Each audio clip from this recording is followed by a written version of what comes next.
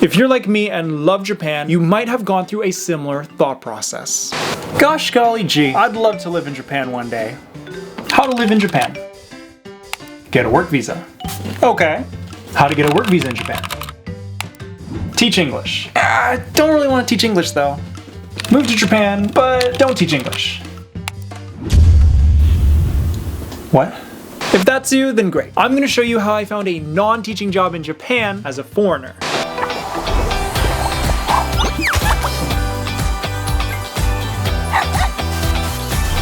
For the longest time, I actually didn't want to work in Japan. I loved the country and everything about it except one thing: the work culture.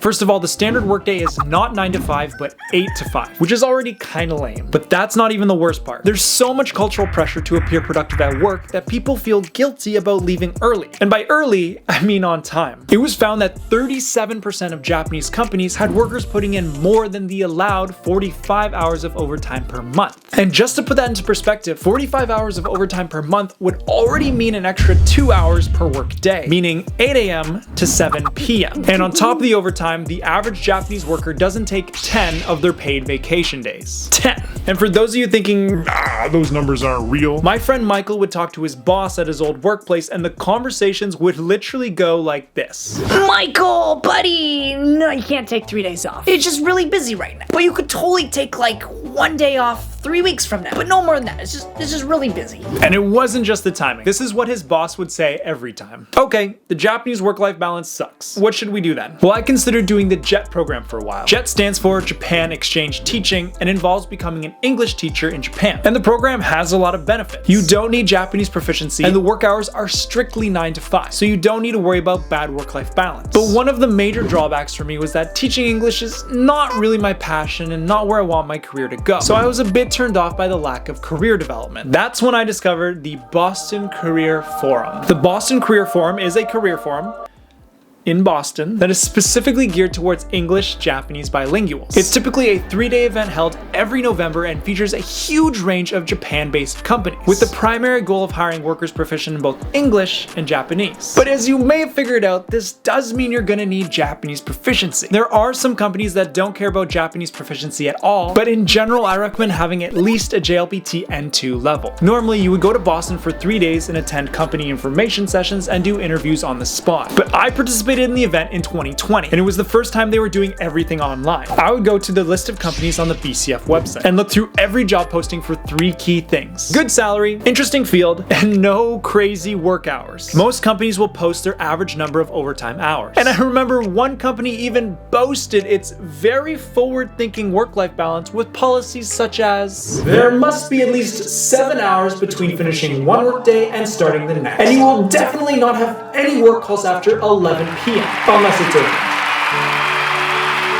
The BCF website also has search filters so you can narrow down your search to a specific industry, language level required, whatever. The application deadlines spanned from as early as September 30th to mid-November, and this is how the process worked. First, I created my account by filling out basic information such as my name, school history, and自己PR. The自己PR, or self-promotion, is one of the 3 key aspects of any Japanese job application. It's a short paragraph designed to promote yourself, and it is as cringy as it sounds. I did mine on my strength of being able to connect people, and how I constructed everlasting bonds of friendship at the language exchanges I volunteered at.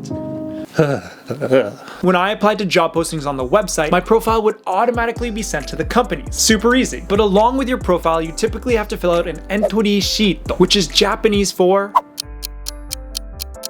entry sheet, typically abbreviated as ES. In the entry sheet, companies could ask you a bunch of different questions, but the 2 most common ones are gakuchika and志望動機. Gakuchika is short for 学生時代に力を入れたこと. In other words, how you demonstrated excellence in school. This can be related to grades, but also initiatives at clubs and volunteer work. The final common question, and the one you will 100% be asked on any entry sheet, is the 志望動機, or why you are applying for the job. Here, you talk about all the company's great qualities and why you chose to apply to this company and not all the other companies that you also did apply to.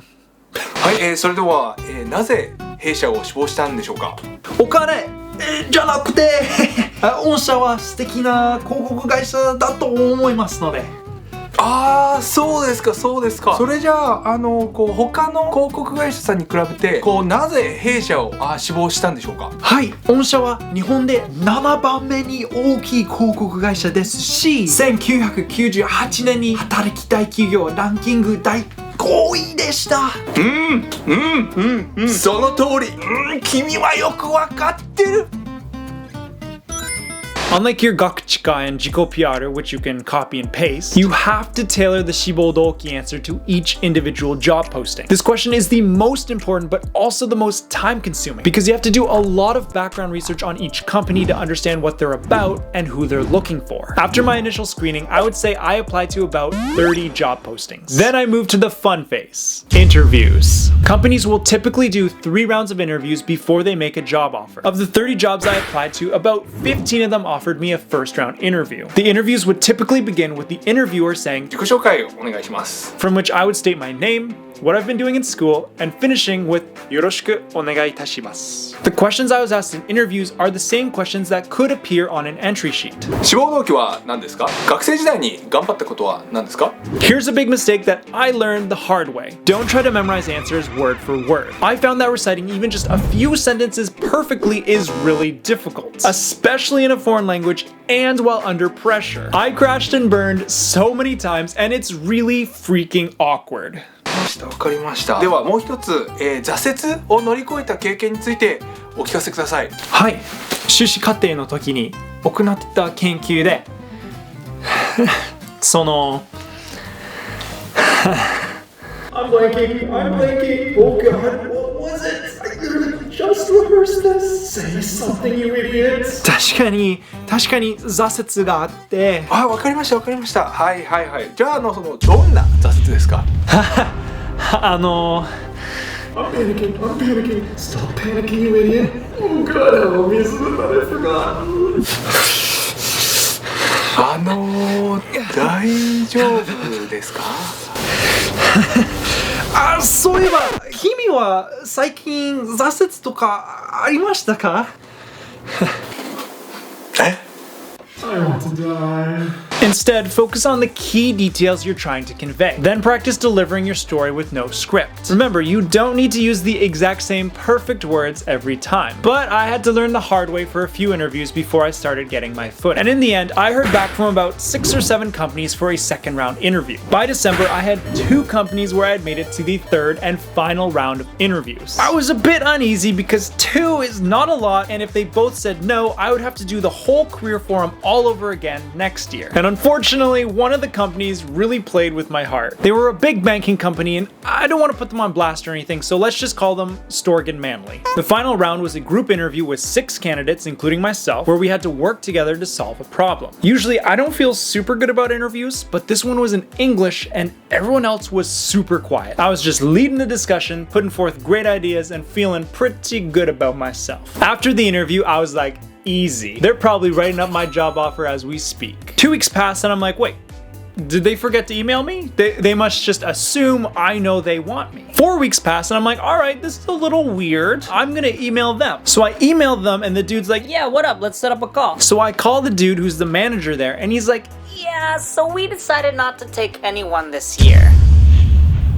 and I'm like, for real? No one? Like, I get it if someone's more qualified than me, but you picked no one? I felt so scammed for all the time I put into the application and all the interviews. And they wouldn't have even let me know if I didn't email them? Super shady play by Storgan, but I guess it's for the better that I didn't end up working for them. But that was one of my only 2 third round interviews crushed and flushed down the toilet in December. My other 3rd round interview was with AstraZeneca Japan, the pharmaceutical company, and it was quite a bit later in February. So it was nice that I had 2 whole months to prepare, but all the while I was basically accepting my fate that I'd probably have to redo the career forum again. The interview ended up being 5 hours long, with different stages where I was tested by 2 or 3 different interviewers at each stage. For example, one of the stages was a presentation stage, and my friend Nicole and I made gorgeous slides, and I was like, ain't no way they won't won't be impressed by these. Overall, the assessment day was going pretty well because I had so much time to prepare. But the last stage was a group stage, where I had to work together with 2 other candidates to solve a problem. At first, I was kind of relieved that they were putting in all this effort just for the 3 of us. Made me feel like my chances were pretty good. But during the group stage, one of the other guys was super well spoken and talked in a very clear and reasonable manner. And I was like, shit.